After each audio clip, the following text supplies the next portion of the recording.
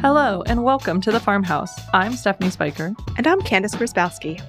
Recently, I got the chance to talk to Michelle Elston. Michelle owns Roots Cut Flower Farm in Carlisle, Pennsylvania. And her flower farm is kind of unique because she sells most of her bouquets wholesale to local grocery stores and businesses. She also sells bulk flower buckets and has a Bouquet Club flower CSA. Plus, in addition to all of her farming, Michelle is also part of the Association of Specialty Cut Flower Growers. So Candace, do you often buy flowers from a grocery store? I can't say that I do for multiple reasons. One, my household, cut flowers just don't go over well in my household. We don't have a whole lot of room. We've got a lot of stuff and not a whole lot of places for cut flowers. But also because typically when I go to the grocery store, they don't look all that great. They don't look really fresh. They're not all that exciting. The blooms aren't that big or spectacular. So no, I don't really go for that. Yeah, I'm the same way. I feel like personally, I've always tended to avoid flowers from the grocery store because I would much rather kind of be intentional about shopping local and getting local flowers. Yes. And I guess I never actually stopped to think that there are some grocery stores out there that get local bouquets. I don't know where the flowers come from at the store I shop at most, and I don't know how I would find that out other than asking. Right. But now I'm kind of tempted. I did look on Michelle's website of what stores she's stocked in, and none of them are super close to where I live. But I'm like, I'm kind of tempted to go and get one of her bouquets. I don't know, because I do love some cut flowers, but to me, grocery store flowers meant they were shipped in from far away. Yeah. Which is not always the case, as I learned while talking to Michelle. So let's bring her in and learn even more about Roots Flower Farm.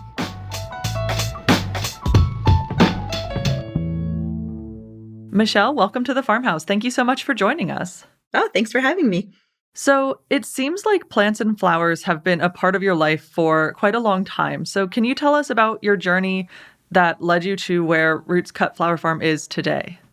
Sure. You're absolutely right. My parents joke that they couldn't find me when I was very young, and they looked out and saw my diapered bum sticking up out of their strawberry patch in their garden.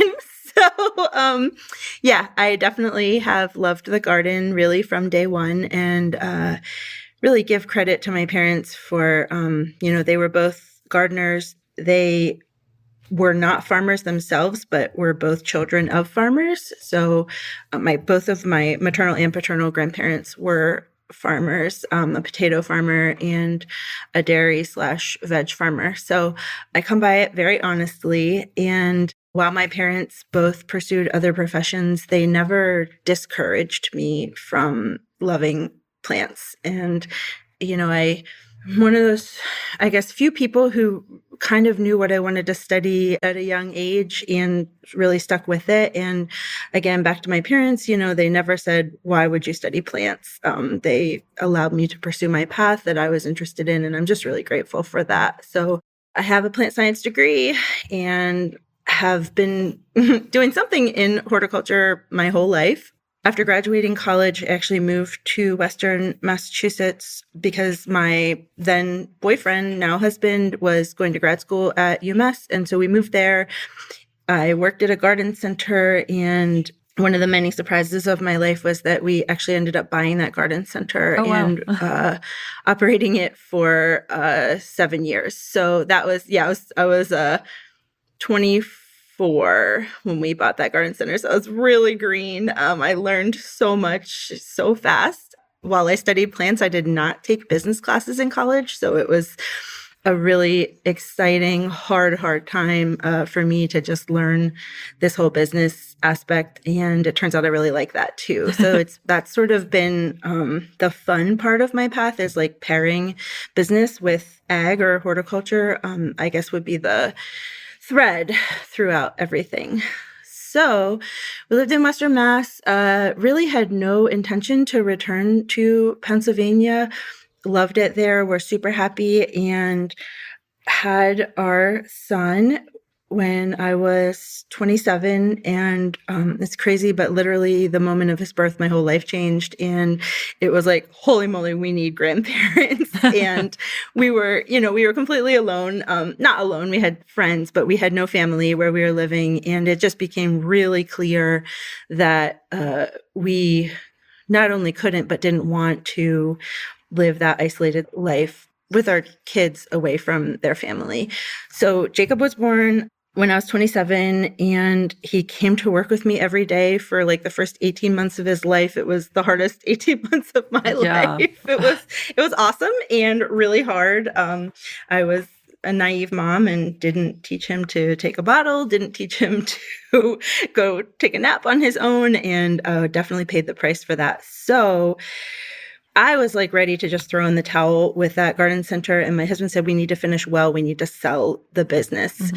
So that was a really hard decision, but that whole process ultimately took until right before Jacob's 3rd birthday is when we were able to sell the business and move back here to Pennsylvania. So it was like about probably a active year process, but like, before that, another year and a half of trying to figure out how the heck we were going to manage this baby and this garden center that was open 7 days a week. So yeah, that's a lot of stuff to do. It was a lot. I was in my 20s, so I think that we are capable of a lot more sleep deprivation and other wild, crazy decision making when we're in our 20s. But so ultimately we were able to sell that garden center. And that was like really probably one of the biggest blessings of my life, because it wasn't a ton of money, but it was enough money that some financial space opened up in our lives that I didn't have to have an income the second we got down here to Pennsylvania. And that really was a big deal for us. We don't have family money, and we had college debt and all the things that young people have. And so moving down here and having a little bit of breathing room was pretty awesome. So we bought a house, and, I had grown flowers at the garden center and had worked on a couple flower farms and had always been intrigued by cut flowers, but didn't really have a big master business plan by any means. And so we bought this house on 3 acres. It was all a hill, and we kind of made it work for 10 years. Gardening on a hill, we had one low flat area, and then I think probably about 3 years in, I started renting some land, which really helped because it was flat, first of all, and it was more than we had before. So that's how I got started. And I always sort of end telling people my journey by saying I really, truly never imagined Roots to be the farm that it is today. I was just trying to do this thing. And in my mind, it was like me, my kids, at home, going to a farmer's market or two, kind of just trying to make a little supplemental income and raising my kids. And first of all, I lasted as a stay-at-home mom for 2 weeks until I went and got a part-time job. So if you're a mom who is listening, I really believe that some of us are better moms when we have some space away from our kids. And I think that that's scary to say, but also really true for some of us. Hey, that's so anyhow, fair. Yeah, it just doors just kept opening. I think I started my cut flower farm at a time where interest in cut flowers was sort of naturally growing, and I just got really lucky about my timing that I was sort of able to ride this wave of enthusiasm and sort of grow my farm with it and with my kids. My daughter Lucy was born right after we moved here, and I was able to just sort of grow the business as they grew more and more independent and, more and more able to spend time away from me. So now they're 17 and 21, and here we are. Yeah. Nice. I love that. So I read on your website that you say your favorite flower is whatever is blooming on your farm each day. So what are some of the blooms that really do grow best in your area of Pennsylvania? And then what are some of the growing practices you use on your farm to ensure the best blooms and the best flowers? So things that grow here in central PA, we can have very cold winters And it's funny we're talking about this because I feel like the weather is like all I'm thinking about at this very moment because we've had a wet spring. Yes. But generally speaking, in mid-Atlantic climate, you have a pretty intensely cold winter, but it's short and it comes on fast and it ends fast. And then you skyrocket to hot and frequently dry really quickly. So what that means is that a lot of the cooler season crops, a lot of the things that do well with a ton of water, generally speaking, do not thrive for us. Now, I will say that this is one of the wetter springs we've had in a long time, and it is shocking how big and lush everything is right now. I'm like, oh, this is what's possible. So all that to say, we do fairly well with some spring crops. We do really well with field tulips, but a lot of the spring crops is like they come on fast and very furiously, and then they're done because it just gets too hot here. The place where I see a lot of success is with hot annuals. And so these are, generally for us, actually not fancy varieties, but celotias, gomphrenias, sunflowers, marigolds, things that are fairly common annual flowers. And we just work really hard to grow the right varieties, the most productive varieties, and the right colors to get the bouquet combination that we need. But yeah, like I would say 90% of our production is hot summer annuals. Okay. Well, I personally love sunflowers. I actually have a sunflower tattoo. It's my favorite flower. Oh, nice. Oh, that's awesome. And I apologize. I forgot the second part of your question. Oh, that's okay. So what are some of the growing practices that you use on your farm to ensure that you're growing like the best flowers that you can? So the first thing is to choose the right variety, as I alluded to. We're really ruthless about that. If it's prone to disease, prone to insect pressure, prone to anything environmentally that isn't right to our microclimate, we drop it. I really believe that the best sustainability practice is choosing the right plant to begin with. And then the plants are just naturally tougher. You have better chance of success and not needing to use a ton of inputs. So that's really important. And then we get super nerdy here on our farm with variety selections. We take a ton of notes. We're always doing trials. I've done some trials in conjunction with the Association of Specialty Cut Flower Growers. And particularly, we did a really big 2-year coxcomb celosia trial testing over 70 varieties and comparing them, recording stem length, head size, vigor, disease resistance, all sorts of things, days to bloom, really trying to track which ones were the best ones for our needs here in Central PA. But, same thing with asters, plume celosia, gomphrena. I take really good notes. That's sort of the curiosity and investigative part of my brain, but also it's the most fun part of this job because farming is like, there are a million variables all the time. And so if you can pay attention to that, it's like the whole process is a giant experiment where things are changing all the time and you're always learning. Yeah, absolutely. So it seems like nowadays, like specifically cut your own flower farms have sort of exploded. I feel like I see so many all over the place. And I've also, on this podcast, even talked to a few flower farmers who mostly specialize in growing like flowers to do for like wedding bouquets.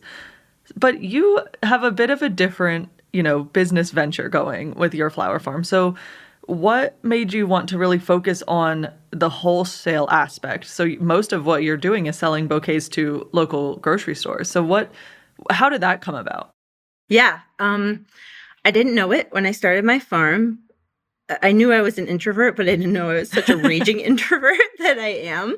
I had imagined, like I said, going to farmer's market. We did weddings for probably the first 8, maybe 10 years that the farm was in business. And I just really gradually became, I guess, self-aware that it wasn't life-giving to me. I love to work really hard. I love efficiencies. I love productivity. I love investing in my crew relationships. Those are sort of like deeper but fewer relationships. And all of that sort of came together to become clear that not talking to people was my best way to be a farmer. Hey. It sounds horrible, but I don't think you're alone in that, though. I feel like maybe it's a little stereotypical, but a lot of times farmers do kind of just want to be with the land and the animals and not necessarily with people. So yeah. And it's, again, like I do love people. I love my crew. It is draining, not energy giving to me. So I need a lot of time and solitude to restore from that. And so that also, I guess the wedding piece, of course, like it's top dollar, right? You're making the most money per stem. It's a great gig for people who are good at it. It also requires working every weekend, late nights on weekends. And it became clear when our kids were young that just was not a path that was going to work for our family. That's the part I haven't spoken about. My husband also is self-employed. He has a landscape construction business.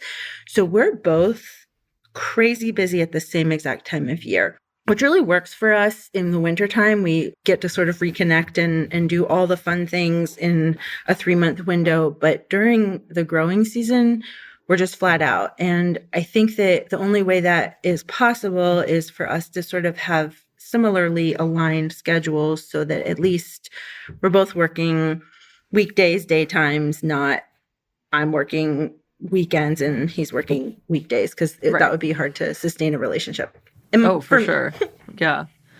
Yeah. So I know on top of doing your wholesale, you do what I would best describe to our listeners as like a flower CSA, where people can join. I think you call it a bouquet club. Is that right? I love that. Yes, correct. Yeah, that's our phrase. Awesome. So it's like basically you sign up, you pay, and you get either weekly or monthly bouquets depending on the season. So what led to creating that club, and how has the response been? I see that a lot of, at least the one that's like the entire season is already sold out. So I guess people are into it. Yeah, that was a response to something we call on our farm saying yes when we really mean no. So after, I think, 14 years, we decided it was the best decision for our farm to not continue going to our local Carlisle farmers market. And that was a market that I was there from the beginning of it. I love that market. I love my town, but it became clear that the time of day that it took, the revenue that it was generating, and the resources that it was pulling away from other places on the farm, it was just no longer the right fit for our business at its stage in development. So we wanted to continue to offer our local customers access to weekly flowers. And so we created the CSA Bouquet Club the year that we stopped going to farmers market. And what's crazy is like we basically joined the CSA game after CSAs sort of had long since peaked. And if you read anything or listen to anything about CSAs, they had their heyday, 10 years ago. And generally speaking, they are less popular than they were in the past. But it seems to be a good fit for us. It's certainly not a big CSA. I think we have 100 members for the monthly subscription and like maybe 40 to 50 for the special 4-week sessions that we do. So it's not giant, but it's enough that we can give our local customers an option to have access to weekly flowers. Yeah. So for our listeners, I had interviewed Michelle for an article that I wrote actually about Valentine's Day roses back in February.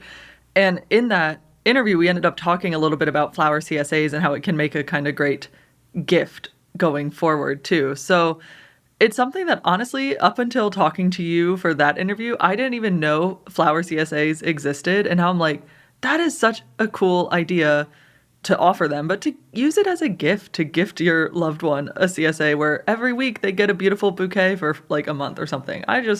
So cool. I love that idea so much. Yeah. A lot of our sales are as gifts. Mm-hmm. And I think what that really circles back to is something that we try to remember every single day on the farm, and that is that flowers are a luxury.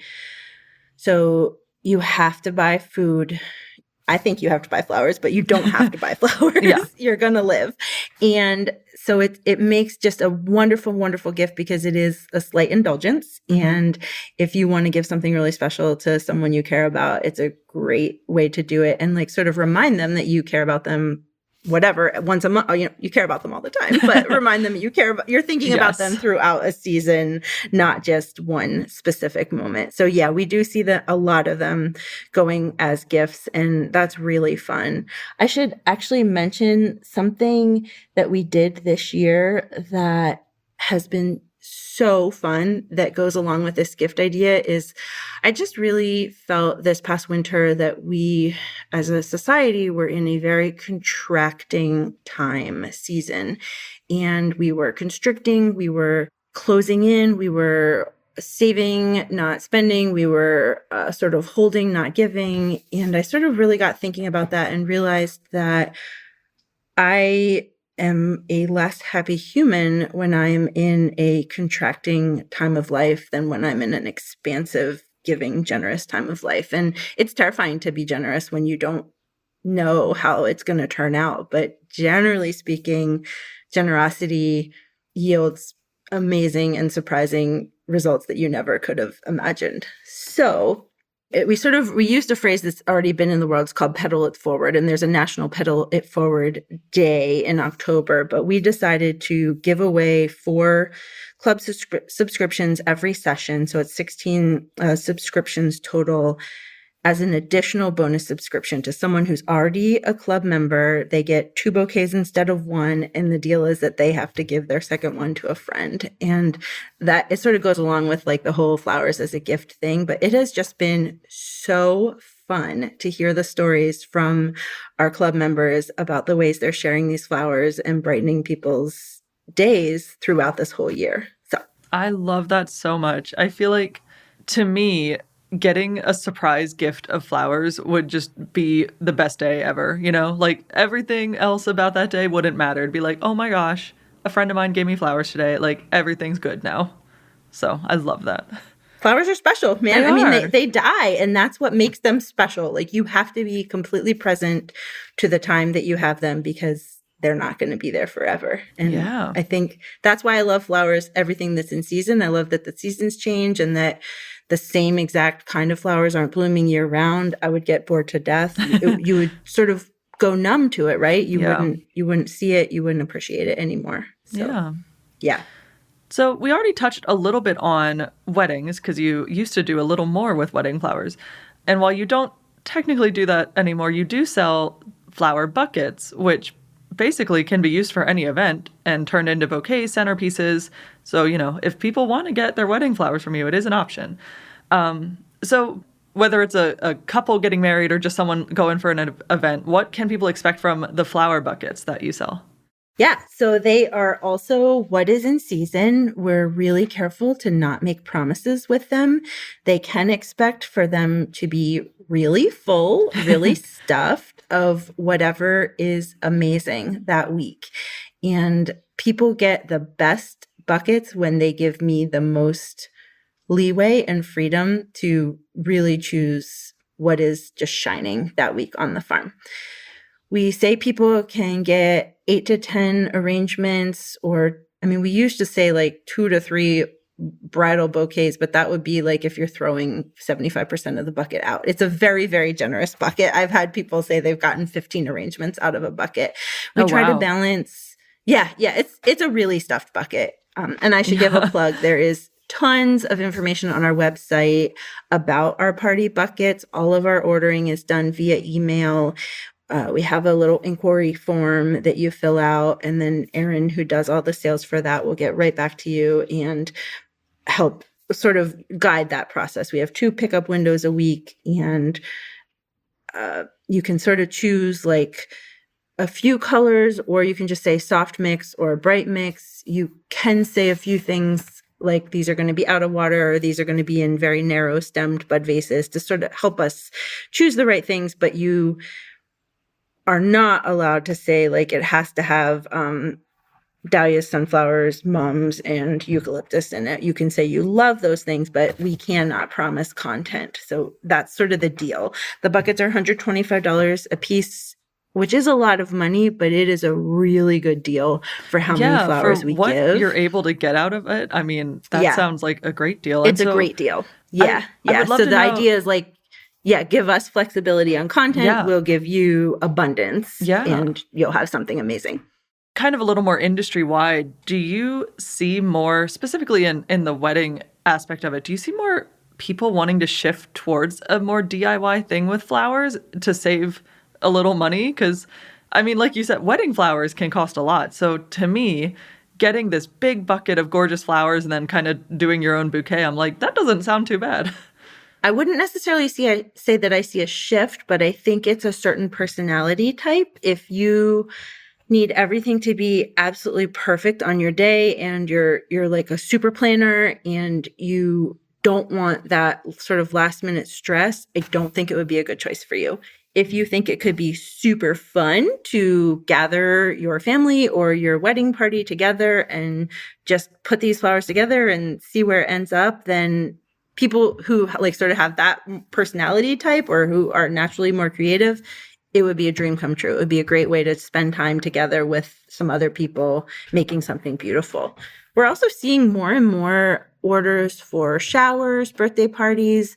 Bouquet bars are becoming really popular. So we're getting a lot of orders for especially showers. It seems like bridal and baby showers where they want to have a bouquet bar as like the party favor. And they'll sort of separate all the things that come in their party bucket into other smaller flower buckets. And then their guests will come through and make themselves a bouquet as like the activity for the shower. That. So you do so much because, I definitely read over your website. And another thing that stood out to me was you also kind of do consulting for kind of like newer flower growers. You host grower tours. You will do more one-on-one consulting.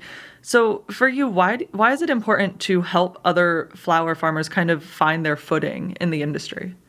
Yeah, great question. So I am a member of the Association of Specialty Cut Flower Growers. It's a mouthful. It goes by ASCFG. And I went to my first conference there in 1999 when I was fresh out of college. And these people just took me in. I mean, I really mean it when I say I would know nothing without the ASCFG. It's my tribe, it really is my people. And I think a lot of farmers would say that farming can be isolating in a lot of ways, but flower farming can be super isolating because I don't really have peers. There's probably at least 10 veg farmers in my valley here. And there are more and more flower farmers. It's definitely becoming more popular. I definitely now can say that I know growers in my area, but when I got started, there were not many flower farmers. So I'm very loyal to that association, and it is a member-driven education organization. And so I believe in that whole concept. I will say that with my consulting, I really focus more on middle-term growers. So not years 0 to 3, but like people who've got a few years under their belt, and then they start encountering the problems like, oh, I actually need to pay myself. Oh, I can't do this forever as a hobby. I need to make some life choices because farming will take every second of every minute, that you have in your life. So how do I like balance the rest of my life? How do I make really hard decisions on where to sell, how to sell?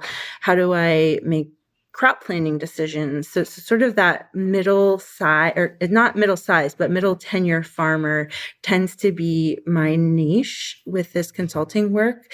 I got into it specifically because it's a really fun way for me to engage my brain in the wintertime. And I just love it. Like I already said, I like a deep relationship. And this is just like such a fun way to work with another grower who's sort of encountering these like growing pains, for lack of a better word. And it turns out that we do have a somewhat common path that we go through in business ownership. And so it's really fun to help people navigate that. That's awesome. So you already mentioned, that you're part of the Association of Specialty Cut Flower Growers. And that is throughout both the US and a little bit of Canada, right? Yes, correct. I think we have at least 100 Canadian members right now. And it's actually an international. We have a few members from New Zealand. We have some members in England. All are welcome. Okay. Yeah. So literally international. That's awesome. Based in the US, but it is an international organization. Okay. Yeah. So by being part of that association and getting to talk to all these growers specifically for just the sake of the podcast, all over the country.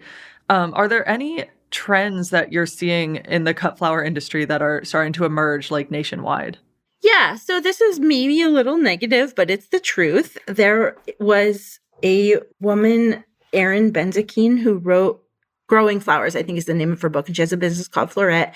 And she, not single-handedly, but seemingly single-handedly popularized our industry. And she really brought our work to the limelight. She takes beautiful, beautiful pictures. She is a wonderful communicator, educator, and sort of made cut flower growing something that sort of came into the consciousness of like the world. And her timing was such that she became really, really popular right before the pandemic. And so 2019, she was like really rising, her message. And then we had the pandemic, and what the industry saw, and definitely what the ASCFG saw, was a absolute mushrooming in membership because everyone wanted to be a flower farmer. Why not? I'll quit my corporate job. I'll just stay at home and grow flowers, and it'll be the most beautiful life anyone can possibly imagine. And it is. I want to be crystal clear. It is. But it's also really freaking hard work. And it is farming, and it is weather dependent, and it's economic dependent. You're managing a lot. There's a lot of variables. And so what we're seeing now in 2025 is there's sort of a slight dip because those people who thought that it would be a bazillion times easier than the job they left are finding out that it just has its own challenges like every career path does. So that would be the thing I would say. I would say that what's emerging is a really tenacious group, and those flower farmers who are staying flower farmers are in it for the long haul. And that's really exciting. Absolutely. So we always like to end our interviews with the same question, which I always joked everyone is the big one. So if you need to take a minute to think about it, that's allowed. So what does being a woman in ag mean to you? Well, a friend said to me like 2 years ago, she said, Michelle, you're a badass. And I was like, what? And then I was like, wait a minute, I am a badass. And I think that it's okay for a woman to be tough and strong and capable. And that can all be beautiful and good. So I will say when I started this, I had so much frustration of all of my customers saying, oh, your garden must be beautiful. And I was like, it's a farm. It's not a garden. And right. I couldn't get over myself, basically. I just but whatever. I stuck with it, and it's definitely a farm.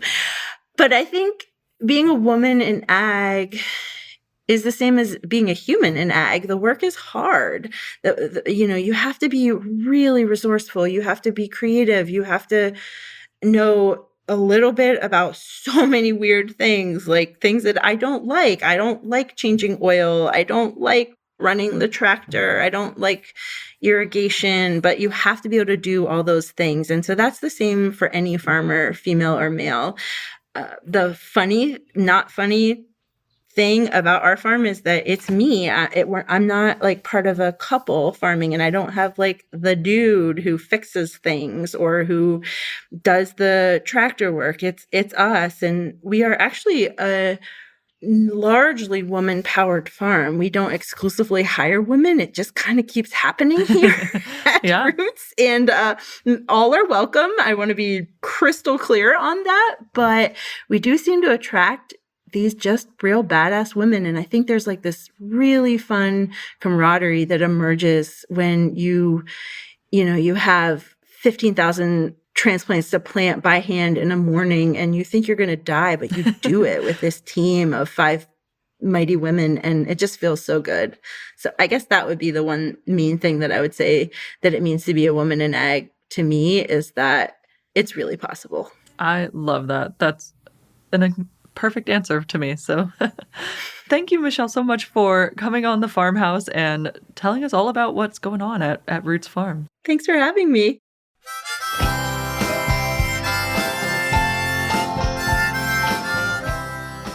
All right, after hearing Michelle talk, all I want to do is sign up for a flower CSA. I need this in my life, either as a gift from someone or a gift to myself, because this is a fantastic idea. You and I have talked about how we like the idea of CSAs, but they're tricky for both of us. For you, because you're concerned you wouldn't eat all of the vegetables that you get. For me, I'm concerned about, will we eat the vegetables because we've got a lot of picky eaters in my house. But I feel like I would enjoy anything that I would get from a flower farm as part of a CSA. Yeah. I feel like it would all be lovely.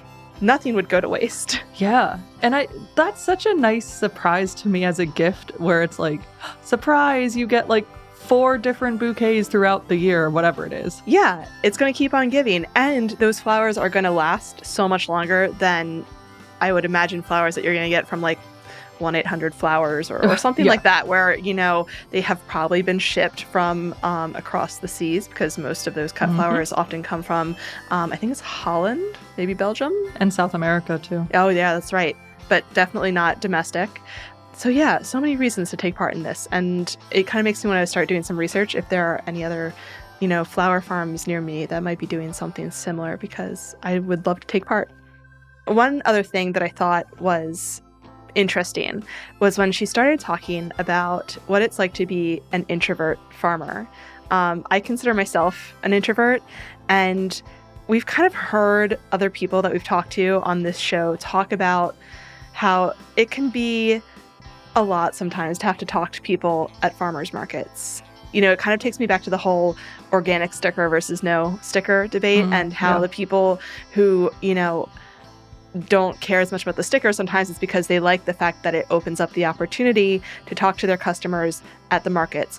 But what if you are on the other side of that spectrum, where you'd rather not have to talk to a lot of people? You know, we talk so much about how it's important for farmers to bridge the gap between farming and consumers, and you have to do that through conversation. But what if it's just not in your bones? Yeah. To want to do that, to really want to have to get out there and interact? What if you just want to do the work, farm and produce? So I feel for her, because I feel like I would be in that same situation where it's like, I love being on my farm, I like working with my team, and that's really all I kind of want to do. Yeah. I mean, it's interesting, and I mentioned this to Michelle, like even just through this podcast, I've talked to a handful of flower farmers, and she's really the first one that just basically does wholesale. Because I feel like, especially nowadays, when people think of cut flowers, they think of going to the farm and like cutting your own stems or whatever. But yeah, if you are an introvert, you do not want people traipsing through your flower beds on your farm. Like, that's not what you're interested in. So I love that she's still able to do what she loves and grow these flowers and share them with people, but like in a way that works for her. On her terms. Yeah. Which we will always support, people being able to figure it out how to make it work for them. Yeah, absolutely. Yeah. One final thing that I just wanted to cover also before we go is that I kind of had this like moment where I was listening to her talk, and she mentioned the book Floret by Erin Benzakein. And for a second, I thought I knew exactly what book she was talking about, because there is a wonderful children's book that is also called Floret. But when I did some Googling, I was wrong. I mean, the book by Erin Benzakein is also, it looks really good. But for anyone out there with children, I'm going to put in a little plug for the book Floret. It's by Anna Walker. It's a gorgeous book, beautifully illustrated, and it's about a little girl who loves gardening, and she has to move from the countryside where she's able to garden a lot to a city, and she has to figure out a way to keep her gardening spark alive. So I love that. I don't have kids, but I might just look that book up anyway. Check it out from the local library. All right. Well, book recommendations aside, I think that wraps it up for us. Thank you all for listening. If you like this episode, please consider subscribing if you haven't already done so. And if you really like this episode, please consider leaving us a review. If you have any questions or thoughts about this episode or the podcast, you can email us at farmhouse@lancasterfarming.com. You can also find us on social media at Lancaster Farming on most platforms. Thank you again for listening and visiting the farmhouse. I'm Stephanie. And I'm Candace. We'll talk to you later. Bye.